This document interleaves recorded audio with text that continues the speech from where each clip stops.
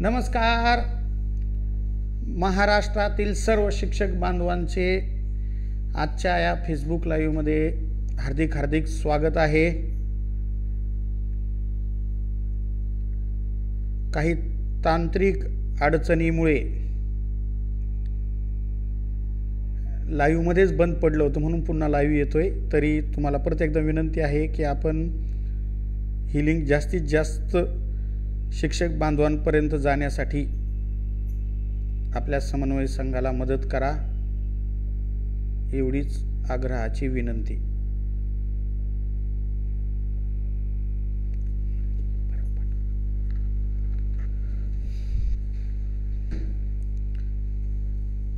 नमस्कार बांधवांनो. लाईव्ह येण्याचं कारण अत्यंत महत्त्वाचं आहे की ज्या गोष्टीसाठी गेले आपण 15 वर्षापासून सरकार दरबारी आपले प्रश्न काय करत आहोत, मांडवत आहोत, आणि त्याला परत आणखीन धार देण्यासाठी, त्याला आणखीन उजाळा मिळण्यासाठी आझाद मैदान येथे 3 जानेवारी म्हणजे क्रांतीज्योती सावित्रीबाई फुले यांच्या जयंतीचं औचित्य साधून आपण महाराष्ट्रातील शिक्षक जे हक्काच्या पगारापासून वंचित आहे त्या शिक्षकांना बांधवांनो हक्काचा पगार मिळावा म्हणून आपण आझाद मैदान येथेच जात आहोत. त्यामुळे हा व्हिडिओ जास्तीत जास्त तुम्ही लाईक करा, कमेंट करा आणि शेअर करा. बघा, काही दिवसापासून महाराष्ट्रातील जेवढ्या अंगणवाडी सेविका आहे त्या लाखोच्या संख्येने, हजारोच्या संख्येने आपलं मूळ कार्यालय सोडून त्या आझाद मैदान येथे रस्त्यावर काय करत आहे बांधवांनो, आपला हक्काचा पगार मागू शकतात किंवा मागत आहे. काही दिवसापूर्वी राज्याचे आरोग्यमंत्री राजेश भैया टोपे साहेबांच्या कार्यालयामध्ये आमच्या घनसावंगी, अंबड आणि जालना तालुक्यातील अंगणवाडी सेविका, जवळपास 300 अंगणवाडी सेविका बांधवांनो, तिन्ही तालुक्यातून 300 अंगणवाडी सेविका आल्या आणि त्यांनी सन्माननीय राजेश भैया टोपे साहेबांना विनंती केली की आमचा हक्काचा पगार मिळण्यासाठी तुम्ही मार्गदर्शन करा, सरकार दरबारी आमचे प्रश्न मांडा. आणि त्या कार्यालयात त्या दिवशी मी तिथं असल्यामुळे मला आश्चर्य वाटलं की एवढ्या मोठ्या शिक्षिका अशा कशा आल्या. म्हणजे त्या जर त्यांचं संघटन करू शकतात, स्वतःचा हक्काचा पगार त्या काय करू शकतात, मागू शकतात, मग आपण का मागं राहायचंय. मागचा इतिहास सांगतो, जेव्हा जेव्हा आपण आझाद मैदान असेल किंवा नागपूर असेल किंवा आपलं छत्रपती संभाजीनगर येथील मराठवाडा कॅबिनेटच्या वेळेस आपण तिथं तर लाठ्या खाल्ल्या होत्या, परंतु बांधवांनो आपल्याला आपला हक्काचा पगार मिळाला होता. जर अशा लाठ्या खाऊन का व्हायना, जर आपल्याला आपला हक्काचा पगार जर मिळत असेल तर बांधवांनो घरी बसून नुसतं आंदोलन करायला पाहिजे, एकत्र यायला पाहिजे असं बोलून कसं चालणार आहे. त्यामुळं पुन्हा एकदा आपल्या हक्काच्या पगारासाठी शिक्षक समन्वय संघ बांधवांनो सरसावला आहे आणि आता परत एकदा आपल्या हक्काच्या पगारासाठी पुन्हा एकदा मुंबई वारी आपल्याला करावी लागणार आहे. नुकताच आज शिक्षक समन्वय संघासाठी सातत्याने किंवा हक्काच्या पगारासाठी सातत्याने झटणारे ज्ञानेश चव्हाण सर असतील, जोजारे सर असतील, ह्या दोन्ही समन्वयकांनी बांधवांनो मुंबई येथील आझाद मैदान येथील जे काही पोलीस स्टेशन आहे तेथे रिसर आंदोलनाची परवानगी त्यांनी काय केलेली आहे, घेतलेली आहे. म्हणजे आपल्याला काही कुठल्या पक्षाच्या, कुठल्या नेत्याच्या विरोधात टाहो फोडायचा नाहीये, आपल्याला आपला हक्काचा पगार बांधवांनो काय करायचा आहे, मिळवायचा आहे. त्यामुळं सावित्रीबाई फुले यांच्या जयंतीचं औचित्य साधून आपल्याला आपला हक्काचा पगार काय करायचा आहे, शांततेच्या मार्गाने मागायचा आहे. आणि आतापर्यंतचा इतिहास आहे, जेव्हा जेव्हा आपण हजारोच्या संख्येने लक्षणीय आझाद मैदानावर जर जमलो तेव्हा तेव्हा आपण बिना पगाराचं, बिना हक्काचं आपण आपल्या घरी कधीच आलेलो नाही. त्यामुळं आता ही शेवटचा बांधवांनो हे काय आहे, हा समन्वय संघाचा प्रत्येक प्रयत्न आहे. कारण यानंतर लगे लोकसभेची आचारसंहिता, नंतर लगे विधानसभेची सुद्धा आचारसंहिता, मग तब्बल 1 वर्ष आपल्याला काहीही करता येणार नाही. आणि परत आता करोनाचा काय होत चाललेला आहे, प्रादुर्भाव वाढत चाललेला आहे. नंतर आणखीन 15-20 दिवसांनी काय परिस्थिती निर्माण होईल ते सांगता येणार नाही. आता तुम्ही म्हणता आमच्या पाठीमागं काम आहे, आमच्या पाठीमागं समस्या आहे, घरगुती काम आहे, ते बाजूला ठेवा. आतापर्यंत तुमच्या म्हणण्यानुसार आज समन्वय संघाने तारखा बदललेल्या आहे किंवा तुमची सोय पाहून सुट्ट्यांमध्ये शिक्षकाचं विद्यार्थ्यांचं नुकसान होऊ नये म्हणून आपण काय केलं आहे बांधवांनो, आंदोलन लावलं होतं. पण आता हे 3 तारखेला आहे, त्यामुळं तुमच्या आयुष्यातील पुढचे भविष्यातील दिवस जर चांगले जायचे असेल तर 3, 4, 5, 6 4च दिवस, आयुष्यातले 4च दिवस म्हणतो मी तुम्हाला. मग तुम्ही असं म्हणू नका मग आता मी 3 तारखेला आणि मी 5 तारखेला जातो. नाही, तुम्हाला जर का तुमचा हक्काचा पगार पाहिजे असन तर बांधवांनो 3 तारखेलाच तिथं आपल्याला सावित्रीबाई फुले यांची जयंती आझाद मैदानावर साजरी करायची. आणि तिथं जर मी तुम्हाला सांगतो लक्षणीय जर आझाद मैदानाचा जो पूर्ण एरिया आहे त्या एरियामध्ये बांधवांनो पूर्ण जास्तीत जास्त 6 ते 7 हजार बांधव काय करू शकतात माहिती का, बसू शकतात. तेवढी गर्दी जर आपली जमली ना तर मी तुम्हाला सांगतो की सन्माननीय मुख्यमंत्री साहेब स्वतः येतील की रे बाबांनो मी तुम्हाला शब्द दिला होता की तुमचा प्रश्न मिटवेल. सन्माननीय फडणवीस साहेब म्हणतील की अरे या अगोदर मी तुम्हाला हक्काचा तुमचा पगार दिलाय, ह्यावेळेस सुद्धा मी तुम्हाला देईल. सन्माननीय आपले दीपकजी केसरकर साहेब सुद्धा म्हणतील तुम्हाला माझ्यावर भरोसा नाही का, तर नक्कीच बांधवांनो त्यांना आपल्याला पगार द्यायचा आहे. परंतु आई सुद्धा बाळाला रडल्यानंतर दूध पाजते, ते तर सरकार आहे, त्यांच्या पाठीमागं खूप काम आहे, त्यांच्या लक्षात आपल्याला ते आणून द्यावं लागेल. पाठीमागच्या आंदोलनात दिवाळीच्या वेळेस तुम्ही जे आम्हाला लेटर दिलं होतं त्या लेटरमध्ये तुम्ही सांगितलं की 31 डिसेंबर संपल्यानंतर आम्ही तुमचा पुढचा टप्पा देऊ. मग आता 31 डिसेंबर संपलंय म्हणून आम्ही 2 दिवस वाट पाहिली. तुम्ही जर नाही दिलं तर आपल्याला 3 तारखेला तिथं लाखोच्या संख्येने हजारोच्या संख्येने यायचंय. आणि मी तुम्हाला परत सांगतो बांधवांनो, या वेळेस तुम्ही जर का हलगर्जीपणा केला ना तर रडायला सुद्धा कोणी तुमचं रडणं ऐकणार नाही.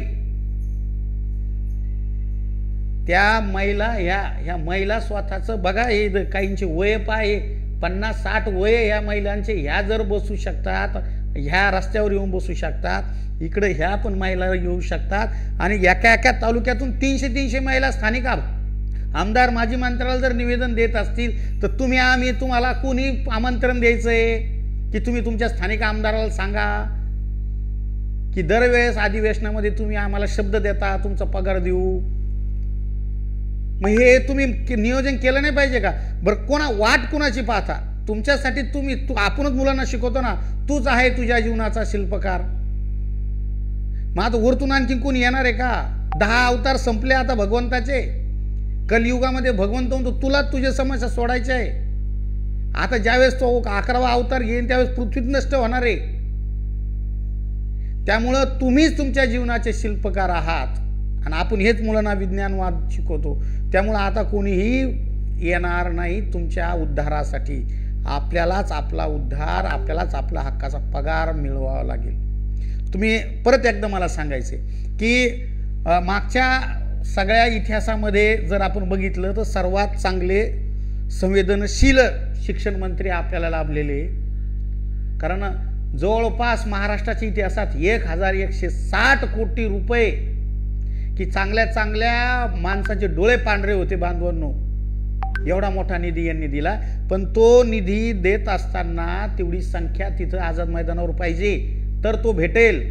कारण मुख्यमंत्री संवेदनशील आहे, फडणवीस साहेब संवेदनशील आहे आणि अजितदादाचं तर काय सांगावं तुम्हाला, तिथं तर दबंग नेते काय. अजितदादा खूप छान म्हणतात, पहा मी जेवढं काम करतो ना तेवढं दुसरं कोणी माईचा लाल काम करू शकत नाही. दादाला म्हणायचं भाऊ आम्ही मानतो तुम्ही तुमच्या एवढं काम कोण करत नाही, आमचा कायमचा हे नाही का प्रश्न मिटून टाका बरं, एकदा सही करा प्रचलित अनुदानावर.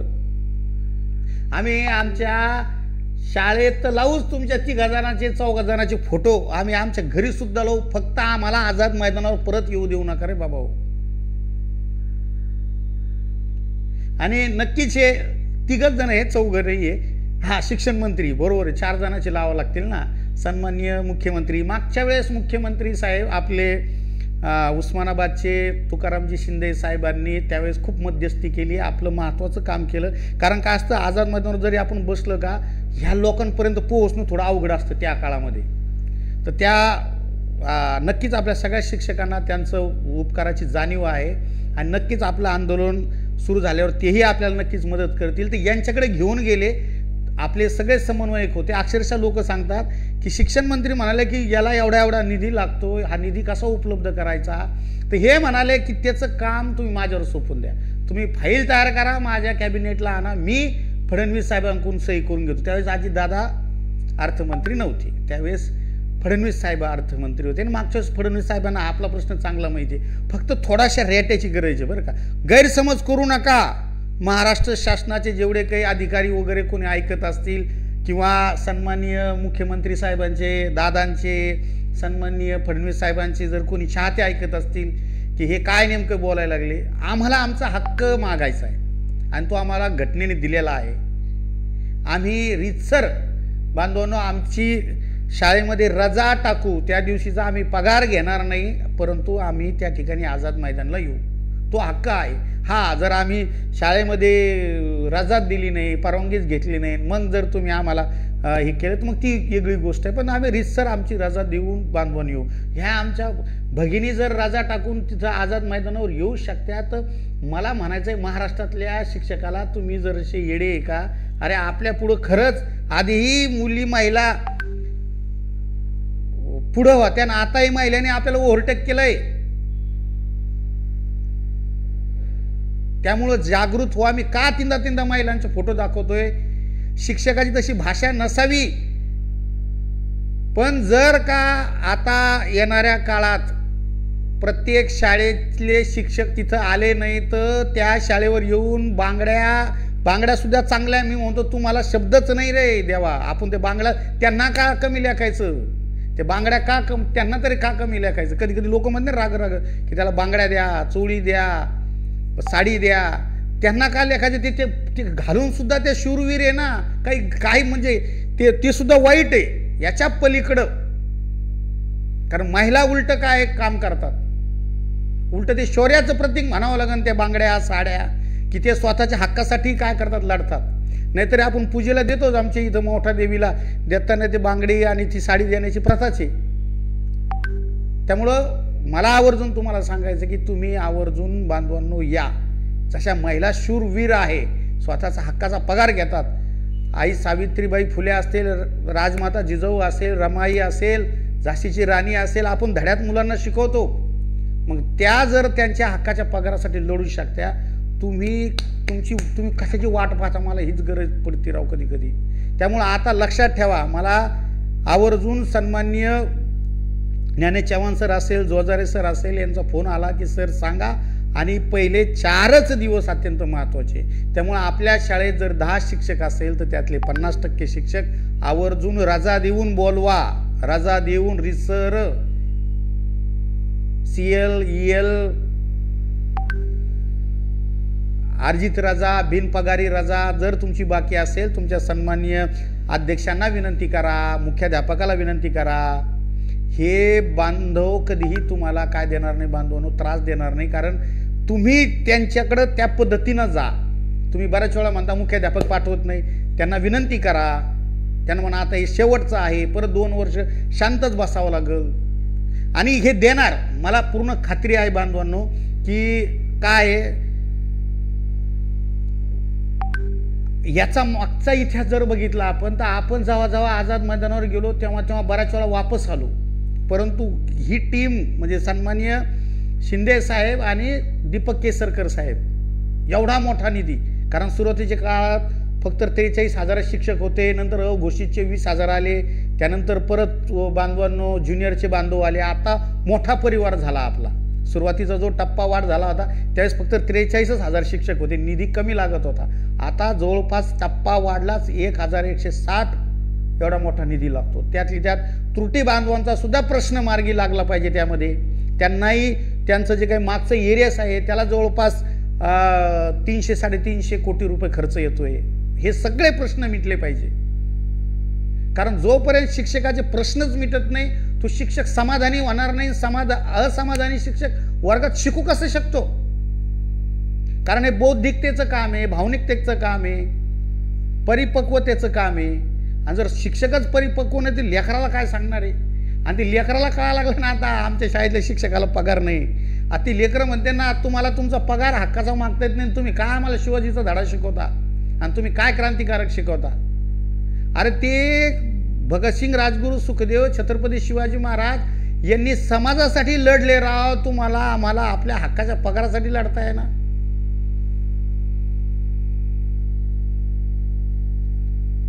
अरे ते उद्या आपले नातू पंतू हे वाढदिवस तरी साजरे करते का छत्रपती शिवाजी महाराजांचा, भगतसिंगांचा, महात्मा फुलेंचा, बाबासाहेबांचा आपण जयंती साजरी करतो, पुण्यतिथी साजरी करतो?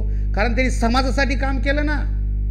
उद्या जर तुम्ही तुमच्या हक्काचा पगारासाठी जर काम नाही केलं, तुमच्या नातवाला कसं कळन, पंतूला कसं कळन की माझा आजोबा, माझा पंजोबा इतका भारी होता, त्यांनी आझाद मैदानावर महात्मा गांधी, भगतसिंग, राजगुरू, सुखदेव यांच्यासारखे ते सुद्धा मुंबईच्या आझाद मैदानावर जाऊन त्यांच्या पगारासाठी लढले. आपण देशासाठी नाही तर स्वतःच्या पगारासाठी तरी ते महिला लढतात राव पगारासाठी त्यांच्या. मला म्हणजे कधी कधी असं वाटतं काय कितीच म्हणजे फुगीरपणा आहे हा. ते म्हणतात ना, घरात नाही दान आण मला बाजीराव म्हणा. काही ना ते अशी काळजी पडते का रे माझ्या मेवणीला कळलं तो मी आझाद मैदानावर आहे. आता तिथे का तुम्ही मेवणी पाहिले ना रे, तुला काही शेअर सुद्धा करत नाही फेसबुकला, का माझ्या सासऱ्याला कळलं तर मला पगारच नाही म्हणून. अरे वास्तव खरं आहे ना ते. एक टप्पा वाढ झाला तर 20,000 रुपये वाढतो बांधवांनो पगार. प्रत्येकाला 15 पेक्षा जास्त वर्ष झालेले आता 20,000 पगार वाढतो एका टप्प्याला. त्यामुळे त्रुटीतल्या बांधवांना सुद्धा विनंती आहे, तुम्ही सुद्धा आझाद मैदानावर आवर्जून या. घोषित बांधवांना विनंती आहे, तुम्ही सुद्धा जे होते आता ते घोषित झालेले त्यांना 20% पगार सुरू आहे. ज्यांचे आता जस्ट मागच्या याच्यामध्ये सुद्धा त्रुटीमध्ये काही प्रश्न राहिलेले त्या बांधवांनी सुद्धा या. सगळे प्रश्न सगळे मिळून आपण नक्की सोडू. कारण नुसतं घरी बसल्याने होणार नाही. आणि फेसबुकवर एकामेकाला ते दोष देणं बंद करा. मला परत या ठिकाणी विनंती करायची आहे की आपल्या समन्वय संघाला खऱ्या अर्थाने ज्या लोकांनी जन्म दिला, त्यामध्ये के.पी. पाटील सर असेल, दीपक कुलकर्णी सर असेल, ज्ञानेश चव्हाण सर असेल, त्यानंतर आमचे बीडचे मित्र कांबळे सर असतील, राहुल कांबळे सर, त्यानंतर वाहक सर असेल, त्यानंतर तिकडं अनिल परदेशी सर असतील, त्यानंतर सर्वांचे मार्गदर्शक जगदाळे सर असेल, आमच्या जालन्याचे शेरे सर असेल, खैरे सर असतील, एखंडे सर असतील, बीडचे परत चव्हाण सर असतील मुख्याध्यापक, असे असंख्य आमच्या भगिनीसुद्धा, घोडके मॅडम असेल, तिकडं गट्टे मॅडम असतील, आणखीन इकडं राठोड मॅडम असतील, हे सगळे बांधवांनी परत एकदा एकत्र आलं पाहिजे. नक्कीच के.पी. सर आम्ही तुमची फेसबुकवरची कमेंट वाचली, त्यानंतर आपले राहुल कांबळे सरांची सुद्धा कमेंट वाचली.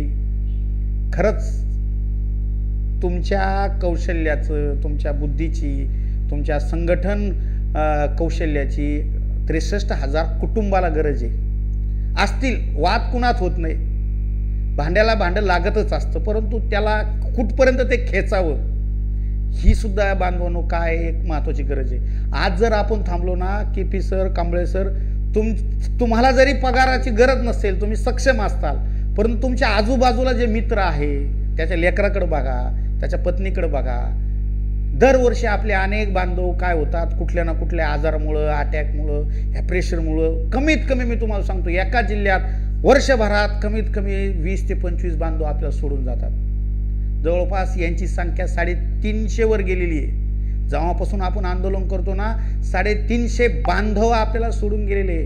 आज जर त्यांची परिस्थिती बघाल तर आता त्यांच्या एक तर महिला वर्ग त्यावेळेस तेवढ्या सक्षम नसत्या की माझे पती लागलेले, मला काय गरज आहे, त्यांना सवय नसती. मग आता त्या माई माऊलीने आता काय करावं, भांडे घासल्याशिवाय शेतात गेल्याशिवाय काही पर्याय आहे का? आपले जाफराबादचे खरात सर आपल्याला सोडून गेले. काय अवस्था आहे त्यांच्या कुटुंबाची, घरची. असं प्रत्येकाच्या कुटुंबात होऊ नये. बरेच बांधव आपल्याला सोडून गेले. आणि KP सर हे मी आवर्जून तुमचं नाव का घेऊन सांगतो, कारण तुमच्या फेसबुकवरून आम्ही पाहत होते नेहमी. त्यामुळं तुम्ही कितीही आम्हाला जाणीव आहे, आमच्या वहिनी साहेब नेहमी आजारी असतात, पण तुम्ही आवर्जून ह्यावेळेस आईला, मावशीला, मामीला, कुणाला तरी घरी बोलून घ्या आणि तुम्ही आवर्जून आझाद मैदानावर पहिल्या दिवसापासून या. मला पूर्ण महाराष्ट्रातील 63,000 शिक्षकाकडून आम्ही तुम्हा दोघा जणांना विनंती करतो, काय वाद विवाद असतील ना ते एकदाचे ते आदल्या दिवशी मिटून टाकू आपण. कारण काय असतं माहिती का की आपल्या संघटनेत जर बळ नसलं ना तर त्याचा तिराईत कोणतरी त्याचा गैरफायदा घेत असतो.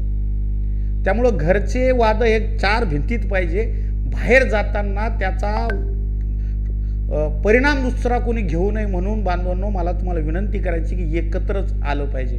आणि जेवढे लोक हा व्हिडिओ बघतात त्यांनी सगळ्यांनी काय करायचं आहे माहिती का, आझाद मैदानावर सगळेच बांधव असणार, फक्त हे 2 बांधव त्या ठिकाणी मला थोडी शक्यता कमी दिसती, त्यांना थोडासा राग आलेला आहे, मी स्पष्टच बोलतो.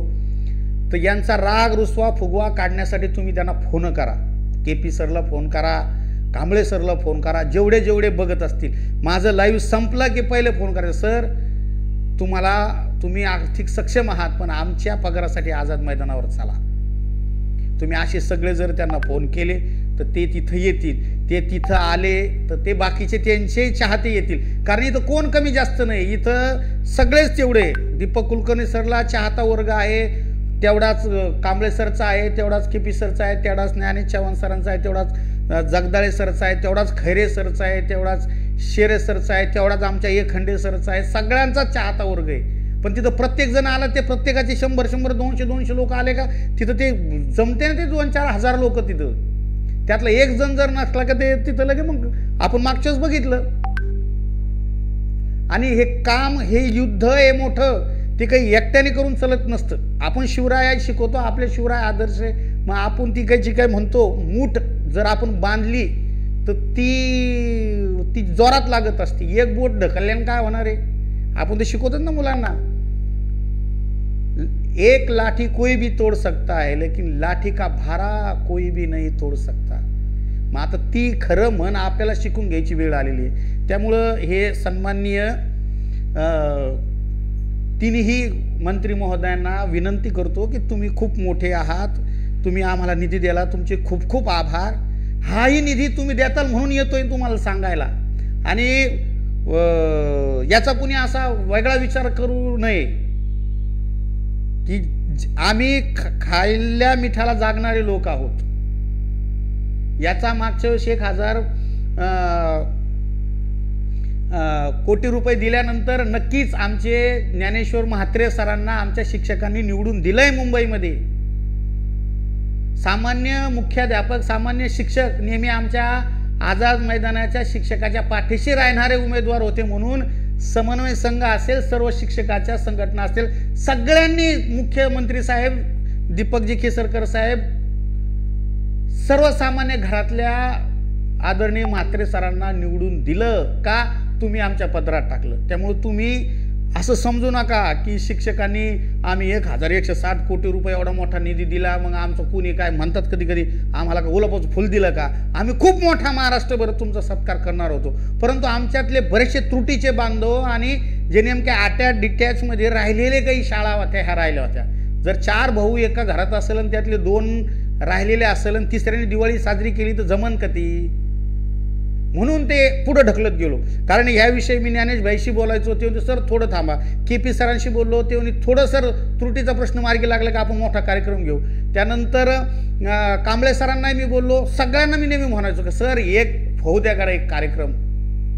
आणि परत आमचा शब्द आहे, सर्वच जेवढे काही मंत्री महोदयाचे, आमदाराचे चाहते लोक असतात की जर आमचा ह्यावेळेस तुम्ही पगार दिला तर सन्माननीय मुख्यमंत्री साहेब असतील, हे दोन्ही उपमुख्यमंत्री साहेब असेल, खास करून आमचे दीपकजी केसरकर साहेब असते, आमच्या जालन्यात आम्ही तुमची हत्तीवरून मिरवणूक काढू,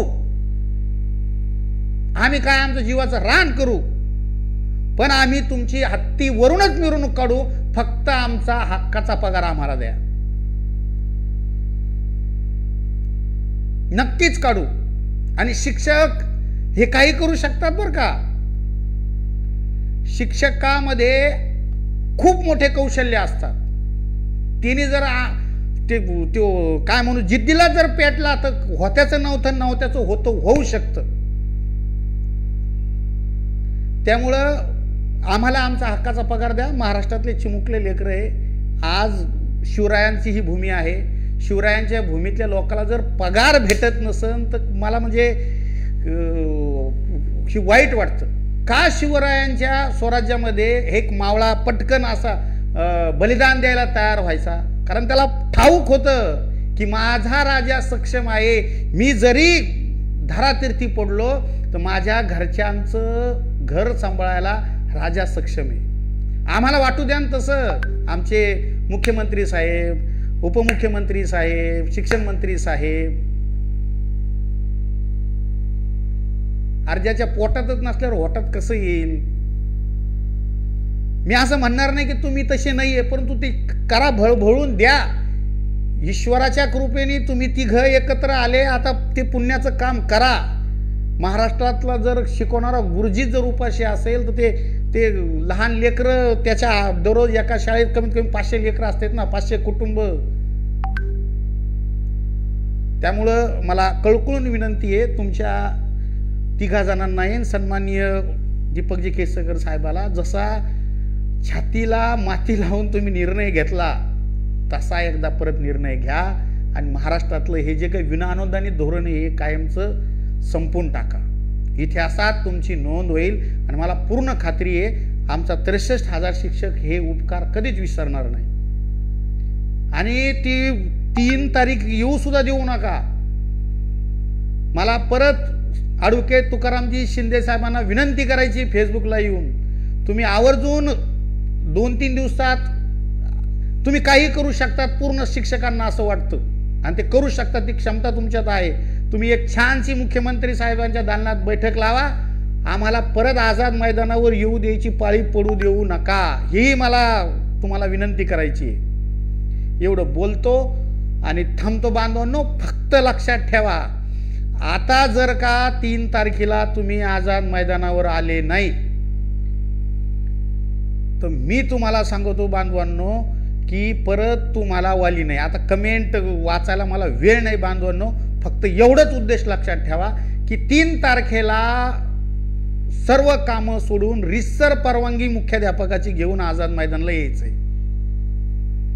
फक्त लक्षात ठेवा. लक्षणे मी सांगतो तुम्हाला, आझाद मैदान जर गच्च भरलं तर स्वतः मुख्यमंत्री साहेब येतील आझाद मैदानावर की शिक्षक बांधवांनो तुम्ही शाळात जा, आपलं पोराला शिकवाला, तुमचा पगार मी देऊन टाकतो.